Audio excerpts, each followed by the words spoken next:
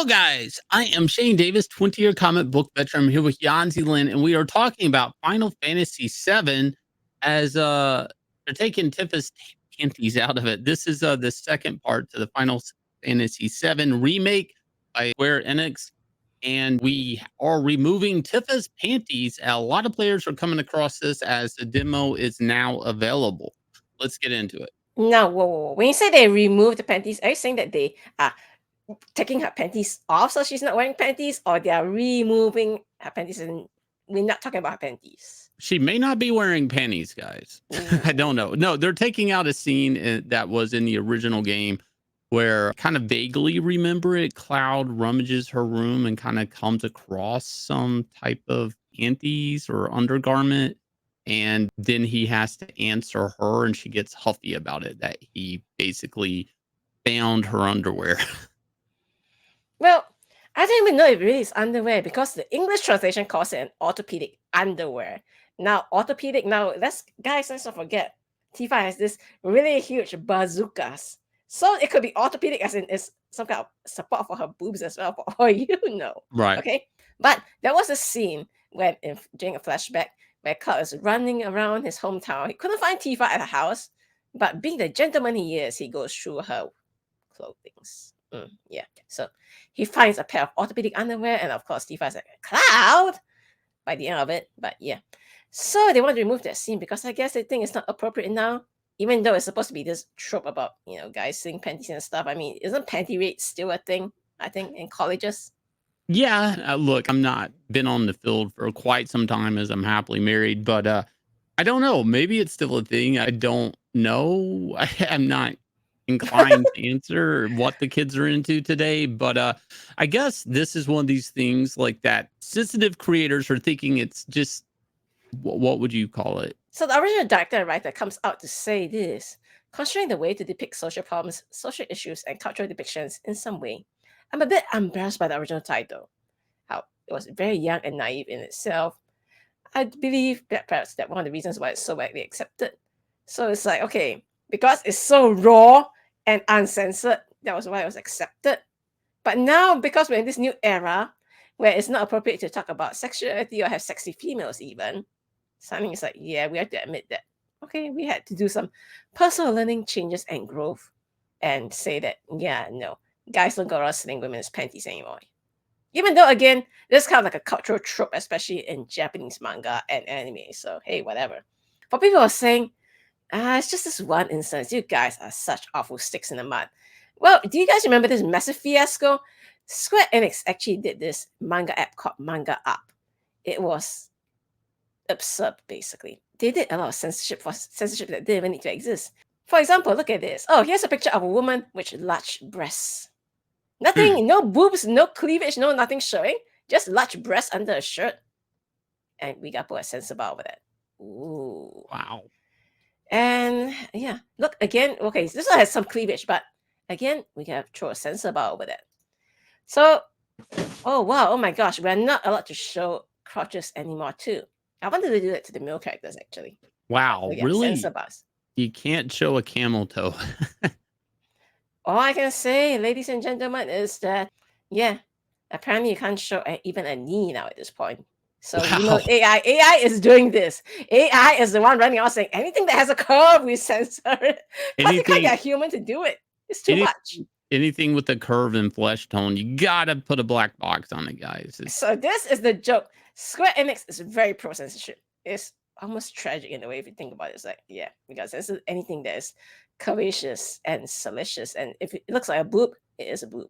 Now, it's kind of funny to have your main protagonist have a crush and do goofball stuff every now and then, maybe get a wacky nosebleed, stuff like that. I remember there was a scene where you were sitting with Tifa and you're talking and it kind of hinted that you guys made out, like, oh gosh, that was at the water tower or whatever, wasn't it? Yeah, I remember that one.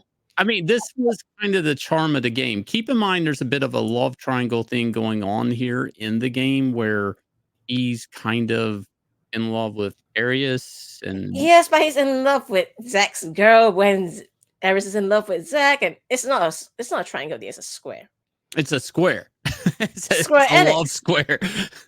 Anyway, Yes, I'm a bit of a Final Fantasy VII fan. So again, we must realize the problem is money. I think it all boils down to money. So we have people finally realizing in Japan that, oh my gosh, the majority of sales of big games are now outside Japan. So everything from slang words to the characters' costumes must be carefully considered for a global audience. Yikes, yikes, yikes. So you even have someone over here, like the senior localization manager at Bandai Namco saying, oh, now we have to watch how we dress our heroines because of the Me Too movement changing mindsets. Ooh, cleavage is a bit too exposed, skirt is a bit too short. Guys, this is exactly the same thing we talked about. And that is the reason why someone got into a hobby. It is because of what was originally in the hobby. If they come in saying we want that hobby changed, then they were not fans of the hobby to begin with. Why even catering to them? Make the product as original as you can, close to the original as you can. And that's what will continue to bring the fans in. Not, well, I guess we need to get more of the audience now. So let's try and capture this new audience. Forget about the old audience that we got with our old style or whatever we have. Well, there is a reason that they're kind of catering this way. And it goes back to something we talked about years ago. And that was that at a certain point, the game awards are going to start accommodating basically social agenda stuff. Basically, representation, diversity, things like this are going to be categories going forward in game awards. Now, this will force a lot of game companies and developers to start bending their properties and forcing in representation and foreign lands and foreign characters or woke agendas or sexual transitioning, whatever, into the games, whether it be the main character, supporting cast, or something like that, just to qualify for a game award. That will force games to change because we all know games love to announce how many awards they win. Yeah, sure. And I'm sure that totally helps the sales, right? I mean, how many awards was The Last of Us 2 nominated for? And how many people ended up selling it for what? $5 a copy, I guess? Like a few weeks after its release, you could get a super cheap copy. Now, when The Last of Us 1 was released, you couldn't find a used copy and it was a sold out game. It was totally under ordered. The other one over ordered, and people still talk about it today. If you guys will hit like, subscribe, ring the bell for notification. Let us know what you think about the no panties in Final Fantasy VII.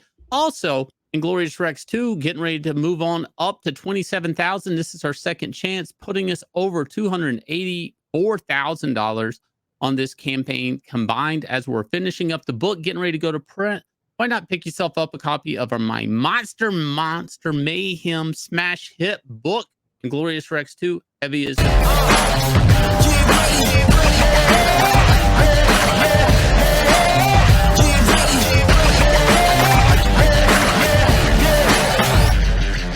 Guess who stepped on the scene? I got greatness all in my jeans. Ain't no way that I can slow down. I'm laced up, look how I shake the ground. Can't touch the crown, but you can kiss the ring. Close your eyes and see how I live a dream. I'm too smooth, MJ with the lean. Don't be fooled, I came through with the team.